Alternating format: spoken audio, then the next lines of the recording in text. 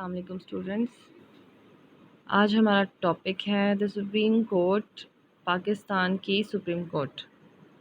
پاکستان ایک وفاقی ملک ہے اور وفاقی ملک میں وفاق کے اندر مرکز میں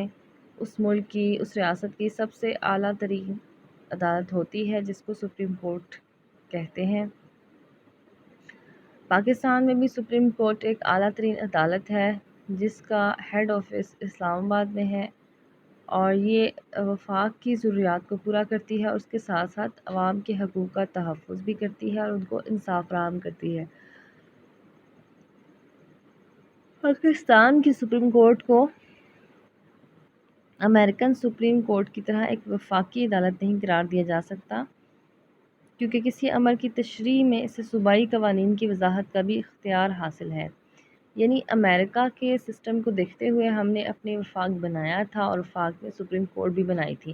لیکن جو امریکن سپریم کورٹ ہے وہ صرف مرکزی سطح پر مرکزی پارلیمنٹ کو مشورے فراہم کرتی ہے یا مرکزی حکومت کے ساتھ کام کرتی ہے. لیکن پاکستانی جو سپریم کورٹ ہے وہ صوبوں کے جو بھی قوانین ہیں ان کی بھی وضاحت کرتی ہے. اس کی ایک ریزن تو یہ ہے کہ پاکستان امریکہ کی طرح ایک بہت بڑی اسٹیٹ نہیں ہے. امریکہ 50 اسٹیٹس کی ایک اسٹیٹ ہے. وہاں پر صوبوں کو اسٹیٹس کہتے ہیں، تو 50 اس کے یونٹس ہیں جن کی وہ ایک بہت بڑی ریاست ہے اور وہاں پر ان کی 50 ریاستوں کو اپنے اپنے الگ سے قانون اور الگ آئین بنانے کی اجازت ہے. لیکن پاکستان میں ایسا نہیں ہے. پاکستان میں مختلف صوبے اپنے قوانین بنا سکتے ہیں لیکن آئین پورے پاکستان میں ایک ہی ہے. اس لیے پاکستان کی جو سپریم کورٹ ہے اس کو صوبائی قوانین کی وضاحت کا اختیار حاصل ہے اور اس کے علاوہ سے آئینی اداروں کے تحفظ کا کام کرتی ہے اور آئین کی تشریح اور صوبوں کے مابین جو بھی جھگڑے وغیرہ ہوتے ہیں، تنازعات ہوتے ہیں، ان کو حل کرتی ہے. سپریم کورٹ کی تشکیل ایسے ہوتی ہے کہ آئین کے آرٹیکل 176 کے اکارڈنگ سپریم کورٹ کے ججز کو صدر مقرر کرتا ہے، چیف جسٹس کو، اور اس میں وہ وزیر اعظم کے مشورے کا پابند ہے. اس میں اگین وہی شک آتی ہے کہ 58(2)B کے تحت جب صدر کے اختیارات زیادہ تھے تو صدر وزیر اعظم کے مشورے کا پابند نہیں رہا تھا، لیکن اوورال صدر وزیر اعظم کے مشورے کا پابند ہے. اور جو وزیر اعظم ہے اس کے مشورے سے چیف جسٹس کو مقرر کیا جاتا ہے. لیکن جتنے بھی جو باقی ججز ہیں جو سپریم کورٹ کے اندر چیف جسٹس آف پاکستان کے ساتھ کام کرتے ہیں، وہ ان کے تقرر کے لیے، ان کی اپوائنٹمنٹ کے لیے صدر وزیر اعظم کے ساتھ ساتھ چیف جسٹس کے مشورے کو بھی، چیف جسٹس سے بھی مشورہ لیتا ہے، اس کی سفارشات بھی لیتا ہے اور پھر سپریم کورٹ کے باقی ججز کو مقرر کرتا ہے. اس کے علاوہ جو سپریم کورٹ کے ججز کی تعداد ہے وہ پاکستان کے آئین میں درج نہیں ہے، بلکہ آئین میں یہ درج ہے کہ پارلیمنٹ یہ طے کرے گی کہ ججز کی تعداد کتنی ہونی چاہیے، اور پارلیمنٹ ملکی ضروریات کے مطابق اگر کیسز زیادہ ہوں، کم ہوں یا کوئی بھی ایسا سیاسی مسائل ہوں تو اس کے مطابق ملکی ضروریات کے مطابق ججز کی تعداد میں کمی اور بیشی کرنے کا اختیار رکھتی ہے. سپریم کورٹ کا مستقل جو آفس ہے وہ اسلام آباد میں ہے اور یہ 1993 میں قائم ہوا تھا. اس کے مستقل بینچز لاہور اور کراچی میں ہیں. مستقل بینچ کا مطلب یہ ہے کہ مستقل سطح پر وہاں پر بھی بینچز لگائے جاتے ہیں، وہاں پر بھی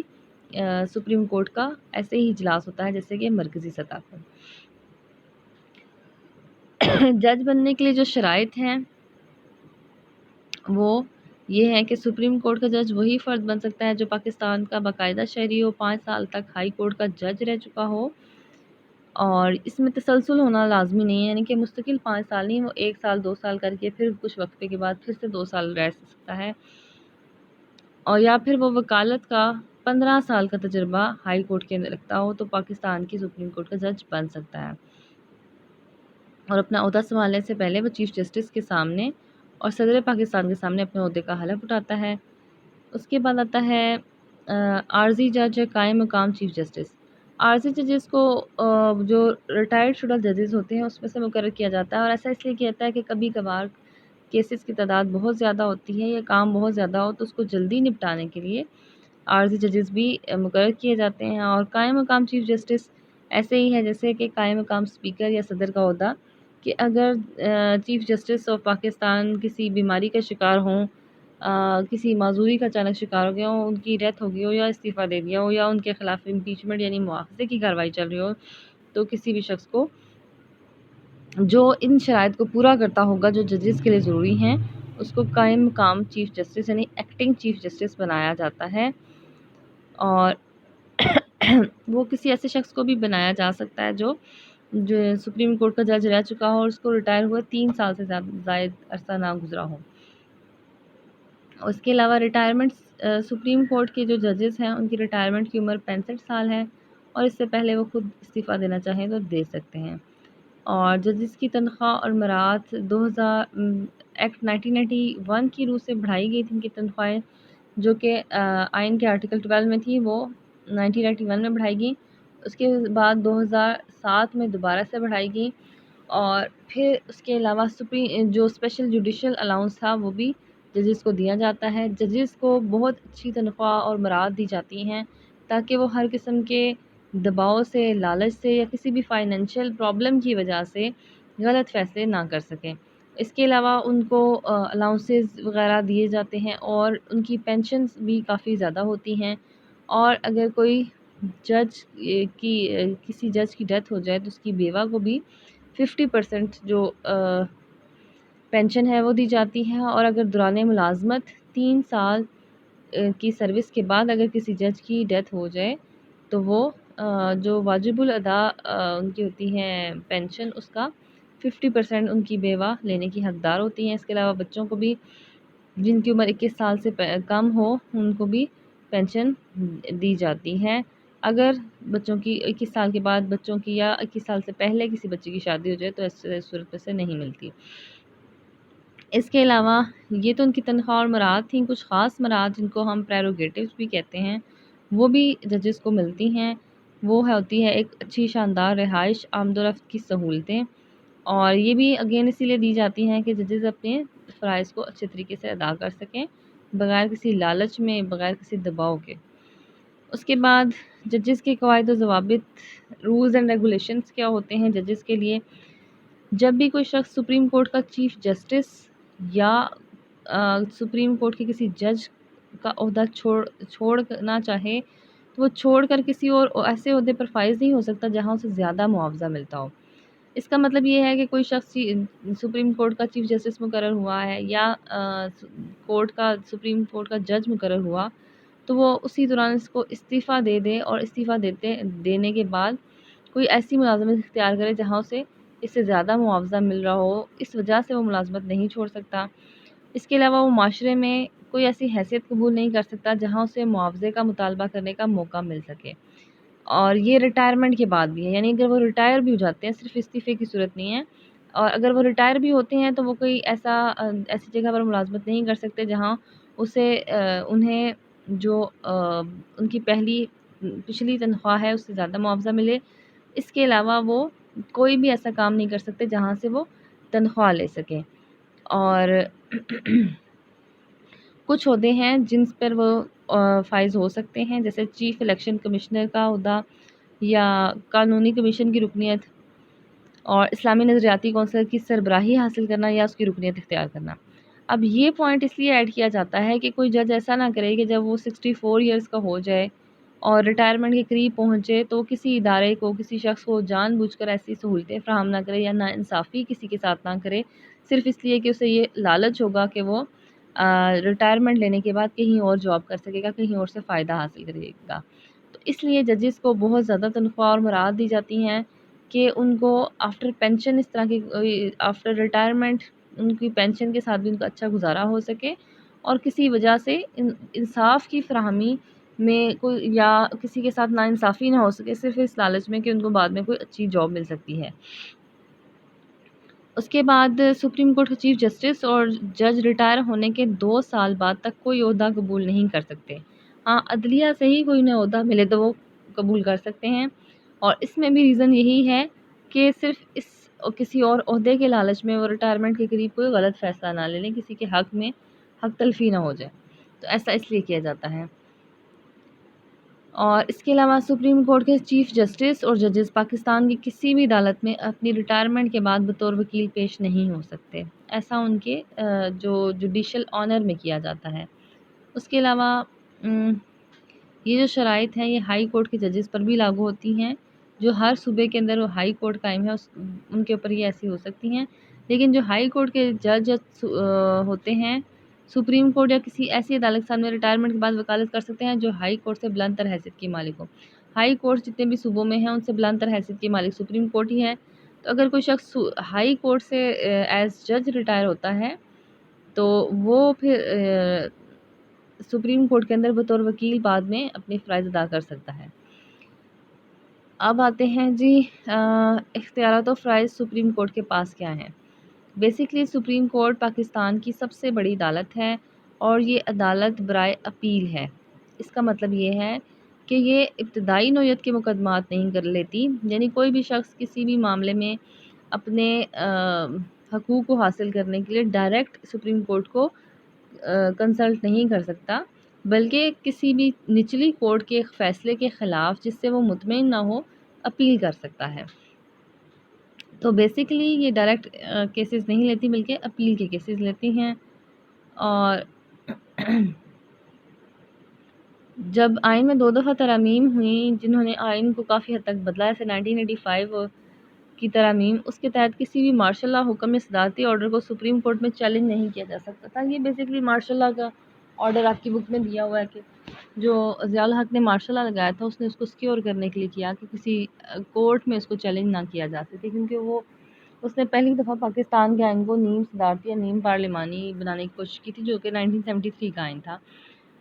خیر، اس کے بعد ہم سپریم کورٹ کے اختیارات و فرائض پڑھتے ہیں۔ ابتدائی اختیارات، یعنی بیسکلی میں نے آپ کو بھی بتایا ہے کہ سپریم کورٹ عدالت برائے اپیل ہے، تو اس کے پاس پھر ابتدائی اختیارات کون سے ہوتے ہیں، کن مقدمات کو یہ ابتدائی طور پر لے سکتی ہیں۔ سپریم کورٹ ابتدائی نوعیت کے وہ تمام مقدمات اپنے پاس لے سکتی ہے، ان کی سماعت کر سکتی ہے جو کسی اور ملکی عدالت میں نہیں لے جائے جا سکتے،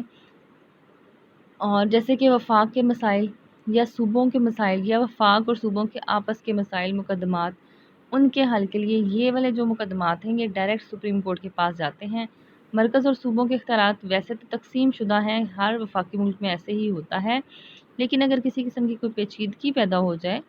تو پھر ایسی صورت میں مقدمہ سپریم کورٹ کے پاس لایا جاتا ہے اور سپریم کورٹ کے پاس اختیار ہوتا ہے کہ وہ مقدمے کے ابتدائی جو ہے وہ سماعت کرے۔ اس کے علاوہ سیکنڈ اس کے جو سپریم کورٹ کے اختیارات ہیں وہ ہیں اپیل کے اختیارات، اور اپیل میں سپریم کورٹ یہ کرتی ہے کہ چاروں جو صوبائی ہائی کورٹس ہیں ان کے فیصلوں کے خلاف اپیل سپریم کورٹ میں درج کروائی جا سکتی ہیں، اور سپریم کورٹ میں دیوانی اور فوجداری یعنی سول اور کرمنل دونوں قسم کے جو کیسز ہیں ان کی اپیلیں آتی ہیں، اور جو سول کیسز ہیں اس میں یا دیوانی جو کیسز ہوتے ہیں اس میں ایسے کیسز لیتی ہیں جن کی مالیت 50,000 سے کم نہ ہو۔ اسی طرح جو فوجداری کیسز ہیں جیسے کہ کرمنل کیسز ہیں اس میں سزائے موت کے خلاف اپیل سپریم کورٹ میں آتی ہے۔ اس کے علاوہ کسی شخص کو عمر قید کی سزا ہو وہ بھی آ سکتی ہے سپریم کورٹ میں، یا 25 سال کی جو سزا ہوتی ہے عمر قید کی اس میں بھی سپریم کورٹ کے پاس اپیل کی جا سکتی ہے۔ اس کے علاوہ ہائی کورٹ کی دی ہوئی ڈگریاں بیسیکلی فیصلوں کو کہتے ہیں عدالتی زبان میں، اور احکامات کے خلاف بھی اپیلیں سپریم کورٹ سن سکتی ہیں۔ اور 1985 کی 8ویں ترمیم کے تحت سپریم کورٹ کسی مقدمے یا اپیل کو ایک ہائی کورٹ سے دوسرے ہائی کورٹ میں بھیج سکتی ہے۔ ایک ہائی کورٹ یعنی کسی ایک صوبے کی ہائی کورٹ سے دوسرے صوبے کی ہائی کورٹ میں بھی بھیج سکتی ہے، اور اس کے علاوہ جو ہائی کورٹس کی ڈگریز اور احکامات ہوتے ہیں ان کو بھی ان کے خلاف بھی اپیلیں سن سکتی ہے۔ اس کے بعد آتے ہیں نظر ثانی، تو جو یہ اوپر پوائنٹ ہے ہائی کورٹ کی ڈگریز اور احکامات، احکامات تو آرڈرز ہوں گے، جیسے سپریم کورٹ آرڈر دے دے کسی بھی جگہ پر کنسٹرکشن کا یا کنسٹرکشن روکنے کا، یہ میں ایز ایگزامپل بتا رہی ہوں، تو اس کے خلاف اپیل بھی سپریم کورٹ میں دی جا سکتی ہے اگر ہائی کورٹ دیتی ہے۔ اسی طرح ڈگری ہوتی ہے بیسیکلی فائنل ورڈکٹ، جو فیصلہ ہوتا ہے ججز کا کسی بھی میٹر میں، جو صوبوں کا بھی ہو سکتا ہے، کسی شخص کا پرسنل بھی ہو سکتا ہے، وہ بھی سپریم کورٹ میں لے جایا جا سکتا ہے۔ اسی طرح سپریم کورٹ کے پاس ایک اور اختیار ہوتا ہے نظر ثانی کا یا ریویو کا اختیار۔ اگر سپریم کورٹ کسی شخص کو سزائے موت کا حکم، جیسے کہ ویسے کہ سزائے موت کے خلاف اپیلز آتی ہیں سپریم کورٹ کے پاس، اور سپریم کورٹ بھی وہی فیصلہ کرتی ہے، تو اس کے بعد سپریم کورٹ کے پاس بھی اپیل ریویو یا نظر ثانی کے لیے درخواست دی جا سکتی ہے کہ وہ اپنے ہی فیصلے کے اوپر ایک دفعہ پھر غور کرے۔ اور ایسا اس لیے بھی کیا جاتا ہے کہ اگر کسی کوئی غلطی ہو جائے یا کسی مقدمے میں تفصیلات صحیح سے ایڈ نہ ہو سکے یا کوئی نیا کلو مل جائے، تو سپریم کورٹ کو موقع مل جاتا ہے کہ وہ اگر کوئی غلطی ہو جائے تو اس کا ازالہ کر سکے، یا نئے فیکٹس مل جائیں، نئے گواہیاں مل جائیں، تو دوبارہ سے اس کو نظر ثانی کر کے اس کو اپنے پہلے والے فیصلے میں ترمیم کر سکتی ہیں۔ اس کے بعد سپریم کورٹ کے پاس آئین کی تشریح کا کام ہوتا ہے کہ اگر کسی جگہ پر آئین کے کسی شق کے مطلب نکالے جا رہے ہوں، تو جو صحیح مطلب ہے، صحیح اس کا جو کانٹیکسٹ ہے، وہ سپریم کورٹ بتاتی ہے، اور سپریم کورٹ جو وضاحت دیتی ہے اس کے اوپر نہ وہ حتمی ہوتی ہے، اس کے اوپر نہ تنقید ہوتی ہے اور نہ اس کے اوپر کسی قسم کی اپیل کی جا سکتی ہے۔ اس طرح سپریم کورٹ کے پاس آئین کی تشریح کا کام ہوتا ہے کہ وہ واضح کرتی ہے کہ یہاں پر آئین کا کیا مطلب ہے۔ اس کے علاوہ سپریم کورٹ کا کام ہوتا ہے کہ وہ ہدایات بھی جاری کرتی ہے اور احکامات جاری کرتی ہے۔ وہ کسی بھی شہری کو اپنے عدالت میں بلا سکتی ہے کسی بھی گواہی کے سلسلے میں، یا اسے دستاویزات، ڈاکومنٹس وغیرہ مانگ سکتی ہے، اور اس کا اطلاق صرف کسی شہری پر نہیں بلکہ پاکستان کے اندر پائے جانے والے تمام مرکز کے اندر تمام پائے جانے والے صوبوں، علاقوں اور افراد پر ہے۔ اس کے علاوہ سپریم کورٹ بیسیکلی ہر وفاق کے اندر وہاں کی جو سپریم کورٹ ہوتی ہے وہ بنیادی حقوق کی ضامن سمجھی جاتی ہے۔ اگر کسی ملک کے شہریوں کے حقوق کو ناجائز طور پر دبایا جا رہا ہو، تو سپریم کورٹ بنیادی حقوق کی حفاظت کرتے ہوئے حکومت کو وارن کرتی ہے اور بنیادی حقوق کو بحال کرنے کا مطالبہ کرتی ہے۔ جس طرح کہ کسی ملک میں ایمرجنسی نافذ ہو جاتی ہے تو سپریم کورٹ اس سلسلے میں خود سے فیصلے لے سکتی ہے۔ جیسے دیکھیں کہ چھوٹی عید کے موقع پہ سپریم کورٹ کے جو چیف جسٹس تھے ان کا آیا تھا کہ جو کرونا ہے پاکستان میں پینیڈیمک نہیں ہے، یعنی اتنی وبا نہیں ہے، اور گورنمنٹ کو پورے جو ہے کاروبار کھولنے کی اجازت دینی چاہیے۔ تو یہ ایک صرف آپ کو اگزامپل دی ہے۔ اسی طرح دیکھیں آپ کشمیر میں جو کرفیو نافذ ہے، ویسے تو وہاں کی جو کورٹس ہیں اگر وہ آزاد ہوں انڈیا کی، تو انڈیا کی جو وفاقی سپریم کورٹ ہے اس کو اس بات کا خود سے نوٹس دینا چاہیے کہ وہاں پر کشمیر میں آلموسٹ 1 ایئر ہونے والا ہے، 352 ڈیز ہو گئے بلکہ آج، تو وہاں پہ ابھی تک کرفیو نافذ ہے، تو اس کرفیو کو اب ختم کرنا چاہیے، اور سپریم کورٹ تو اس سلسلے میں احکامات صادر کر سکتی ہے۔ یہ ویسے سپریم کورٹ کا اختیارات میں آتا ہے۔ اس کے بعد مشاورتی اختیارات ہوتے ہیں۔ اگر صدر کو کسی قانونی معاملے میں وہ مشورہ چاہیے ہو تو وہ دستور کی دفعہ 186 کے تحت سپریم کورٹ سے رجوع کر سکتا ہے، اور سپریم کورٹ پھر صدر کو قانونی مشورہ دینے کی پابند ہوتی ہے، لیکن صدر کے اوپر یہ لازم نہیں ہوتا کہ وہ اس کے مشورے پر عمل کرے، وہ اس کو نظر انداز بھی کر سکتی ہے۔ یہاں پر جو امریکن سپریم کورٹ ہے اس کی اگزامپل دی ہوئی ہے کہ امریکن سپریم کورٹ کے پاس یہ اس طرح کے فرائض ادا نہیں کرتی، کیونکہ وہاں کے جو چیف جسٹس تھے ان کے ریمارک تھے کہ کورٹس فیصلے دیتی ہیں، مشورے نہیں دیتی، اور ایسا اس لیے تھا کہ وہاں کے جو چیف جسٹس تھے ان سے پوچھا گیا کہ اگر صدر کو آپ سے قانونی مشورہ چاہیے تو دیں گے، تو پھر چیف جسٹس نے یہ پوچھا تھا کہ کیا صدر اس پر عمل کریں گے، تو صدر نے کہا کہ ضروری نہیں، تو پھر چیف جسٹس نے وہاں کہا کہ نہیں، کورٹس مشورے نہیں دیتی، فیصلے کرتی ہیں۔ تو یہاں پہ امریکہ کی اگزامپل دی ہوئی ہے وہ والی اس کورٹ کے لحاظ سے کہ امریکن کورٹس کے اس طرح کے کوئی قانونی مشورے صدر کو یا حکومت کو نہیں دیتی۔ اس کے بعد سپریم کورٹ کے پاس نگرانی کے اختیارات بھی ہوتے ہیں، جیسے کہ اس کی سٹارٹنگ میں اس کی جو تھی آرگنائزیشن، اس میں نے آپ کو بتایا تھا کہ وفاق میں چاروں صوبے الگ الگ ہو کر کام کرتے ہیں، لیکن جو کورٹس ہیں وہ آپس میں مربوط ہوتی ہیں، ایک ربط کے ساتھ کام کرتی ہیں، اور چاروں صوبائی کورٹس کی نگرانی سپریم کورٹ کرتی ہے اور ان کی کارکردگی کا جائزہ لیتی رہتی ہے۔ اس کے علاوہ سپریم کورٹ 1973 کے آئین کے مطابق سپریم کورٹ پاکستان میں دستور کی ضامن بھی ہے، دستور کے تحفظ کی ذمہ داری اس کے اوپر ہے۔ پاکستان کے 1973 کے آئین کے اندر ایک شق شامل ہے کہ اگر کوئی شخص دستور کو توڑنے کی کوشش کرے گا، اس کے خلاف کوئی سازش کرے گا، تو اس کے اوپر غداری کا مقدمہ چلایا جائے گا، اور وہ غداری کا مقدمہ جو سپریم کورٹ ہے وہ چلاتی ہے۔ اس کے علاوہ اگر انتظامیہ کوئی ایسا فیصلہ کرے جو دستور سے ہم آہنگ نہ ہو، تو ایسے اقدام کو سپریم کورٹ میں چیلنج کیا جا سکتا ہے، اور اس کا ثبوت انہوں نے آپ کی بک میں 1977 کے مارشل لاء میں دیا ہوا ہے کہ پھر ضیاء الحق نے جب آئین کو فرسٹ ٹائم پاکستان میں سسپینڈ کرنا چاہا تو اس نے چیف جسٹس سے رابطہ کیا اور 90 دن کی مہلت لی تھی کہ وہ آئین کو سسپینڈ کرے گا۔ اسی طرح نصرت بھٹو کیس میں مارشل لاء کے خلاف متوقع فیصلے کے پیش نظر جو چیف جسٹس تھے یعقوب علی خان، ان کو برطرف کر دیا گیا تھا، اور پھر ان کو برطرف کرتے ہی سپریم کورٹ کے اختیارات گھٹا دیے گئے تاکہ جو مارشل لاء ہے اس کے خلاف متوقع طور پر کوئی غلط فیصلہ نہ ہو سکے۔ اور اسی طرح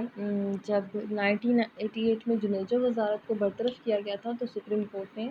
اس اقدام کو غیر آئینی قرار دیا گیا تھا۔ 1993 میں صدر غلام اسحاق نے نواز شریف کی حکومت کو برطرف کیا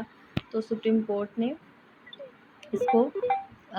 غیر آئینی قرار دیا اور جو ان کی حکومت تھی نواز شریف کی اس کو بحال کر دیا۔ اس کے علاوہ جو مسلینیس پاورز ہیں، متفرق اختیارات بھی ہیں سپریم کورٹ کے پاس، جیسے کہ آپ نے پہلے پڑھا ہوا ہے سیکنڈ ایئر سوکس میں حکم امتناعی جاری کرنا۔ تو یہ متفرق اختیارات میں حکم امتناعی ہے کہ وہ سپریم کورٹ کسی بھی سرکاری آفیسر، کسی لوکل گورنمنٹ کے ادارے کو یہ حکم دے سکتی ہے کہ وہ کوئی بھی قدم اٹھانے سے روک سکتی ہے جس کا اسے قانون نے حق نہ دیا ہو۔ اس کے علاوہ وہ کسی بھی ادارے کو ایسا حکم دے سکتی ہے جو اس کے قانونی فرائض میں شامل ہو اور وہ اس کو ادا نہ کر رہا ہو۔ اس کے علاوہ کسی نظر بند شہری کو عدالت میں پیش کرنے کا حکم دے سکتی ہے، کسی سرکاری عہدیدار سے معلوم کر سکتی ہے کہ وہ کس عہدے کے تحت اس پر فائز ہے، بنیادی حقوق کے متعلق کسی شہری کی درخواست پر مناسب ہدایات جاری کر سکتی ہے۔ سپریم کورٹ ایک ہائی کورٹ سے کوئی مقدمہ کسی دوسری ہائی کورٹ میں منتقل کر سکتی ہے، اور سپریم کورٹ کے جج کو الیکشن کمیشنر کا سربراہ بنا جاتا ہے۔ یوں انتخابی فرائض بھی اعلیٰ ترین عدلیہ جو ہے وہ ادا کرتی ہے۔ تو یہاں پر ہمارے سپریم کورٹ کے اختیارات ختم ہوتے ہیں۔